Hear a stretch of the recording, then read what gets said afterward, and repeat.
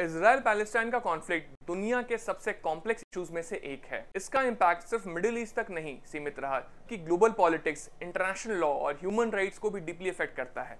आइए हम इस कॉन्फ्लिक्ट के कुछ की एस्पेक्ट्स को डिस्कस करते हैं जो आपके एग्जाम प्रिपरेशन के लिए रेलेवेंट हो सकता है, अगर आप एक क्लैट एस्पिरेंट हैं, अगर आप यूपीएससी एस्पिरेंट हैं तब भी। आइए इस इशू के हिस्टोरिकल कॉन्टेक्स्ट को समझते हैं।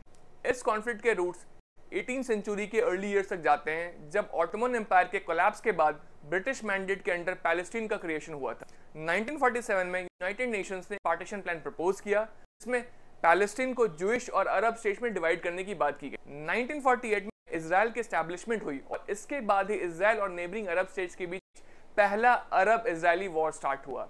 ये कॉन्फ्लिक्ट तब से लेकर आज तक कंटिन्यू होता आया है विद सेवरल वॉर्स और बहुत सारे पीस प्रोसेसेस इसमें शामिल हैं।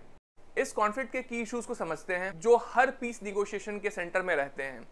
सबसे पहला इशू है जेरूसलम का स्टेटस, जो दोनों साइड्स के लिए रिलीजियस और पॉलिटिकल सिग्निफिकेंस रखता है। दूसरा इंपॉर्टेंट इशू है पैलेस्टीन का रिफ्यूजी क्राइसिस, जो 1948 वॉर के बाद अपने घर से डिस्प्लेसमेंट फेस कर रहे हैं। उनका राइट ऑफ रिटर्न एक मेजर पॉइंट ऑफ कंटेंशन है। तीसरा मेजर इशू है वेस्ट बैंक और गाजा स्ट्रिप में इजरायली सेटलमेंट्स का, जो कि इंटरनेशनल लॉ के अकॉर्डिंग कंट्रोवर्शियल है। ये सेटलमेंट्स का फ्यूचर और एक पोटेंशियल टू स्टेट सोल्यूशन हर निगोशिएशन में क्रिटिकल इशू रहते हैं। अब समझते हैं इसके इंटरनेशनल लॉ इंप्लीकेशंस के बारे में। इस कॉन्फ्लिक्ट ने इंटरनेशनल लॉ के कई इंपॉर्टेंट प्रिंसिपल्स को चैलेंज किया है। Humanitarian law, particularly the Geneva conventions, इस कॉन्फ्लिक्ट के कॉन्टेक्स्ट में काफी रेलेवेंट है।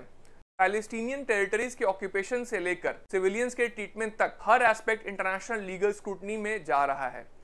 इंटरनेशनल कोर्ट ऑफ जस्टिस और यूनाइटेड नेशन सिक्योरिटी काउंसिल का रेजोल्यूशन इसमें काफी इंपॉर्टेंट रोल प्ले करते हैं। सैंक्शंस, ब्लॉकेड्स और मिलिट्री ऑपरेशंस भी इंटरनेशनल लॉ के ब्रॉडर कॉन्टेक्स्ट में एनालाइज किए जाते हैं। इसमें बहुत सारे ह्यूमैनिटेरियन इंपैक्ट्स भी हैं। इस कॉन्फ्लिक्ट के ह्यूमैनिटेरियन इंपैक्ट काफी सीवियर रहे हैं।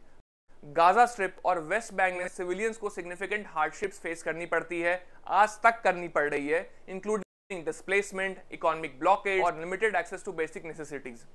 ह्यूमन राइट्स ऑर्गेनाइजेशन ने इस कॉन्फ्लिक्ट के दौरान कई वायलेशंस को डॉक्यूमेंट किए हैं। ये एस्पेक्ट क्लैट के पर्सपेक्टिव से भी काफी इंपॉर्टेंट है, क्योंकि ह्यूमैनिटेरियन लॉ और ह्यूमन राइट्स लॉ के प्रिंसिपल्स को समझना जरूरी है अगर आप एक क्लैट एस्पिरेंट हैं तो। कुछ करंट डेवलपमेंट्स और पीस प्रोसेसेस को समझते हैं जो इस इशू से रिलेटेड हैं। आज तक कई पीस प्रोसेसेस और अग्रीमेंट्स ट्राई किए गए हैं, जिसमें Oslo accord, camp David summit और रीसेंट अब्राहम अकॉर्ड शामिल हैं, लेकिन अभी तक कोई फाइनल रेजोल्यूशन नहीं आया है। इजराइल और पैलेस्टाइन के बीच ऑनगोइंग टेंशंस और इंटरनेशनल कम्युनिटी के एफर्ट्स के साथ ये कॉन्फ्लिक्ट हमेशा इंटरनेशनल हेडलाइंस में बना रहता है। इसमें कुछ लीगल कॉन्सेप्ट्स और केसेस को भी देखते हैं। इस कॉन्फ्लिक्ट के कॉन्टेक्स्ट में कुछ की लीगल कॉन्सेप्ट को समझना इंपॉर्टेंट है। सबसे पहला है राइट टू सेल्फ डिटर्मिनेशन, जो पैलेस्टीनियंस के क्लेम के कोर में है। दूसरा इंपॉर्टेंट कॉन्सेप्ट है ऑक्यूपेशन और उसके इंटरनेशनल स्टैंडर्ड्स। ये एरिया पर्टिकुलरली रेलेवेंट होगा क्लैट के इंटरनेशनल लॉ सेक्शन में। एक और क्रिटिकल एरिया है वॉर क्राइम्स और क्राइम्स अगेंस्ट ह्यूमैनिटी, जो इस कॉन्फ्लिक्ट के अलग अलग फेजेस में इंटरनेशनल कोर्ट्स में डिस्कस किए जाते हैं। इस शॉर्ट वीडियो में मैंने कोशिश की है कि आप इजराइल पैलेस्टाइन कॉन्फ्लिक्ट थोड़े अच्छे से समझ पाओ। अगर आपको इसके विषय में कुछ और भी जानना है तो कमेंट सेक्शन में लिख के बताओ, मैं एक और वीडियो लेके आऊंगा।